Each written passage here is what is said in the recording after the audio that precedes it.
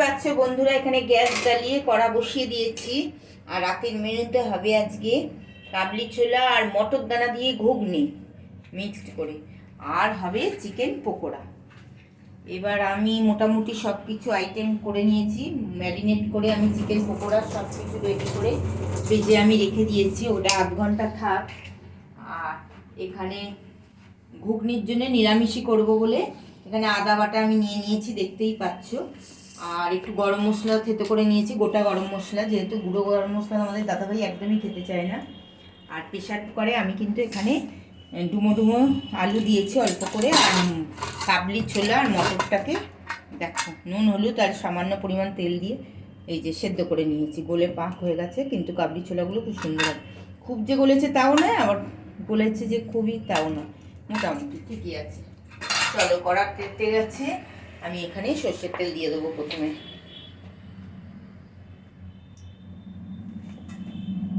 তেল দিয়ে দিলাম, তেলটা গরম হতে থাক। আর এখানে একটু গোটা গরম মশলা নিয়ে নিয়েছি আর গোটা জিরে নিয়ে নিয়েছি, চলো দিয়ে দিলাম।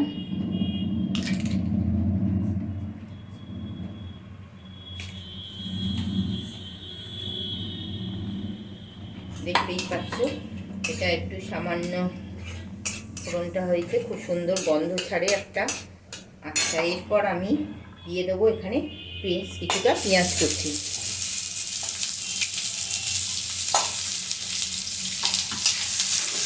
দিয়ে এটাকে একটু লালচে করে ভেজে নেব। পেঁয়াজটা আমি আস্তে করে দিয়েছিলাম যাতে পেঁয়াজটা না পুড়ে যায়। দেখো একটু লালচে লালচে কালার এসে গেছে, খুব যে আবার ভাজবো সেটাও নয়। এবার এখানে আমি আদা পেস্টটা দিয়ে দিলাম,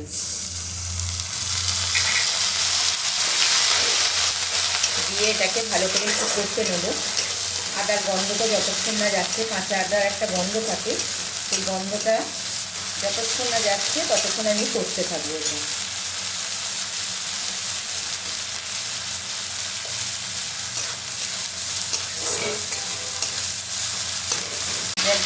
হয়ে গেছে। আচ্ছা, এরপর আমি দিতে থাকবো এক এক করে মশলা। দিয়ে দেবো এখানে প্রথমে হলুদ, যেহেতু আমি যখন মটরটা সেদ্ধ করেছিলাম আমি হলুদ দিয়েছিলাম, যার জন্য আমি এখানে হলুদটা খুবই কম দেবো, হলুদ গুঁড়োটা অল্প পরিমাণ দিলাম। এখানে জাস্ট একটু সামান্য কালারটা আনবার জন্য আমি দিয়ে দেবো কাশ্মীরি লঙ্কা গুঁড়ো, খুব বেশি দেবো না, একটুখানি দিলাম।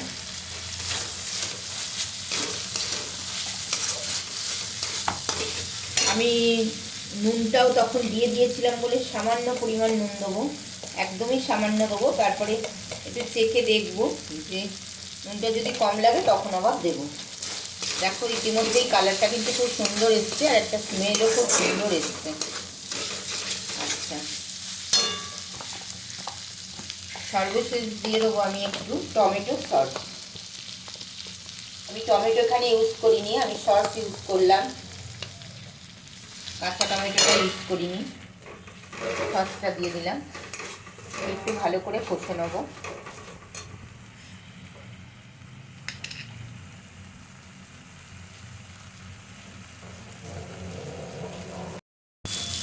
তেলটা ছেড়ে দিয়েছে, দেখতেই পাচ্ছ। এখানে আমি ঘুগনি সেদ্ধটা দিয়ে দেবো এবার।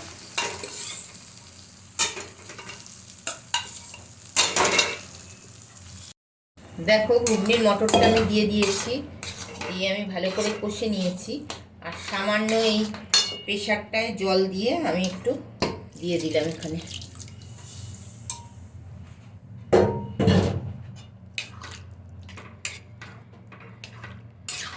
এবার ফুটতে দেবো, নামাবার আগে সামান্য চিনি দিয়ে নামিয়ে দেবো।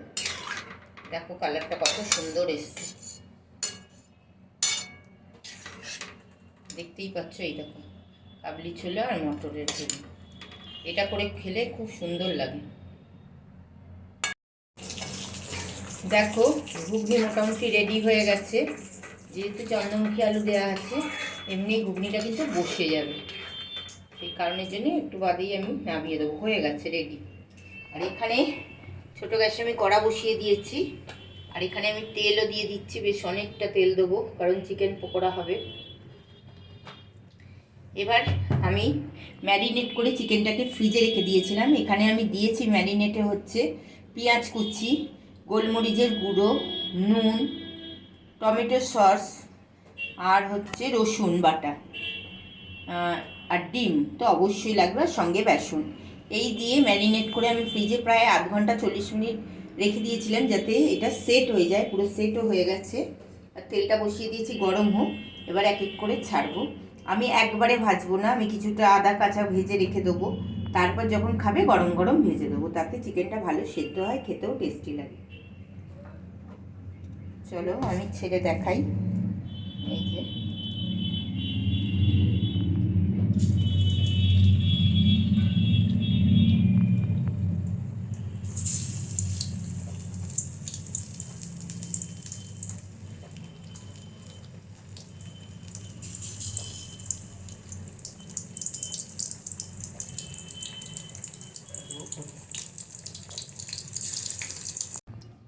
রান্না কমপ্লিট, এবার খাবার পালা। রাতের মেনু নিয়ে বসে পড়েছি। দেখো এখানে নিয়ে নিয়েছি পাউরুটি, দারুণ সুন্দর পাউরুটিটার সাইজটা দেখতেই পাচ্ছ। আর ঘুগনি তো তোমাদের দেখিয়েছি, আর সঙ্গে চিকেন পকোড়া। আর আমার মেয়ে চিলি সস খায়, সেটা দেবো। ব্যাস, এই হচ্ছে রাতের মেনু। যাদের ভালো লাগবে অবশ্যই কমেন্ট করো।